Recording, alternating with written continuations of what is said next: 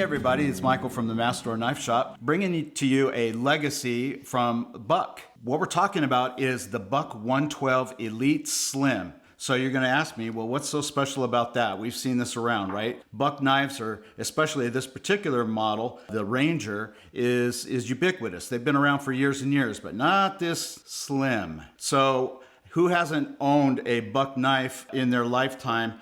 I mean, here's the 110, right?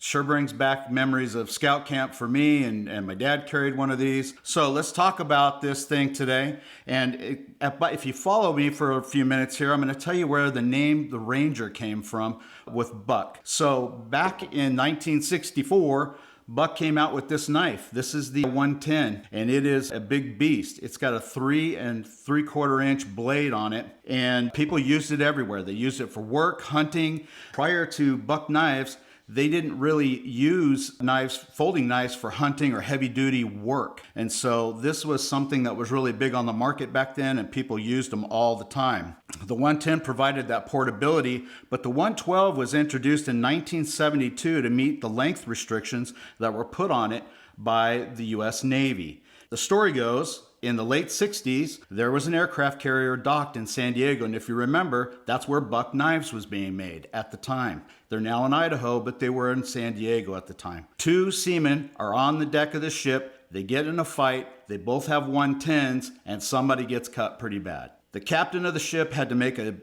important decision on how he was going to deal with that situation, and so he came out with a regulation that you could not carry any kind of knife on the ship that had a blade longer than 3 inches. So Buck, being in San Diego and the Navy was a big customer of theirs, they thought they better do something about that quick. And so in 1972 they came out with the Buck 112, which, by the way, guess what? It's a 3-inch blade. People could start carrying it. Came in a black sheath back then, but now Buck has put on a pocket clip, and it's a deep carry pocket clip, right? So that is super fantastic. You don't have to carry that bulky sheath anymore on your belt. You can just clip it right into your pocket. And with this thing only being 3/8 of an inch thick, it's a big improvement over what the 110 or the 112, the original, was, which is 5/8 of an inch thick. So it's knocked off a whole 1/4 of an inch off of this blade, or off of this handle, compared to what it was before. Let's talk a little bit about this knife. It's got the traditional brass bolsters. This thing is built just like it was back in 1972. It has got the brass bolsters. It's got the ebony wood. It's got this clip point blade. It's got a nice nail nick there for you to open it. And it's got this back lock right here. It's not going to close on your hand. And you need 2 hands really to close this thing.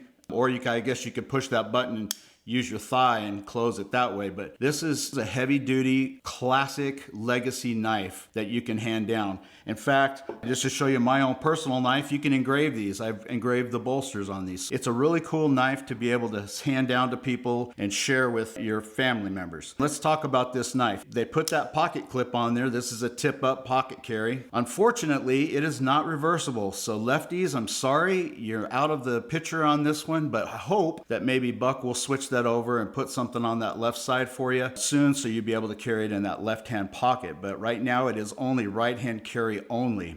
The blade is a satin finish. There is a hole on that clip, so you could tie a lanyard on there, like my friend Patrick likes to put lanyards on his knives. You could do that there. There's no lanyard hole specifically, but I do know that Buck put that there so you could access those screws, but you could also tie a lanyard in that space right there if you wanted to. The knife itself is 4.4 ounces in weight. The open length is 7.25 inches, so you can see that here on the blade, or on the ruler.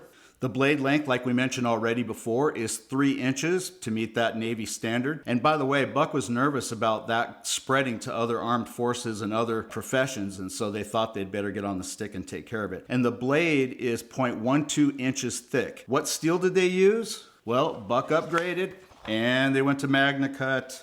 And so we've talked about MagnaCut several times. I know Seth likes to call it the Chuck Norris steel. So right here, CPM MagnaCut, we've got a 5 out of 10 for the edge retention. We've got a 7 out of 10 for the toughness. So it is a tough knife, and of course that steel is fantastic. And then if you are still working on a ship like those men in the Navy, you can carry this knife on the ship because you got a 9.5 out of 10 for corrosion resistance. So that is going to be pretty important for those of you who like to hunt, or you're working out in the, on boats or near the ocean. You're not going to have any problems with this. This particular knife is brass, so it will patina very nicely, but Buck, carrying on the tradition, also brought in the nickel. So you have a nickel version of this. So you have both of these sizes, which are fantastic. What I want to end with, and I promised you that we would kind of answer a question here and talk about, why do they call it the Ranger? It's the Buck 112. We recognize that it's a smaller version of the 110, but why is it called the Ranger? Well, if anybody wants to guess, the name of the ship that fight took place on the deck was a USS Ranger. Now, it's been since decommissioned. It was decommissioned in 1994 and since scrapped, but that's the name of the ship that this knife is named after. Interesting little tidbit I thought that we would share today here at the Mast Knife Shop. Now, this knife is both of these knives are currently being offered at the Mast Knife Shop. The brass bolster with the ebony wood is $179.99. And the nickel version is $199.99. I think that'll do it for us today with the Buck 112 Ranger. I hope that you found this information helpful, and please hit that like button and be sure to subscribe to the channel so you don't miss any new content. Thanks for watching, and see you next time.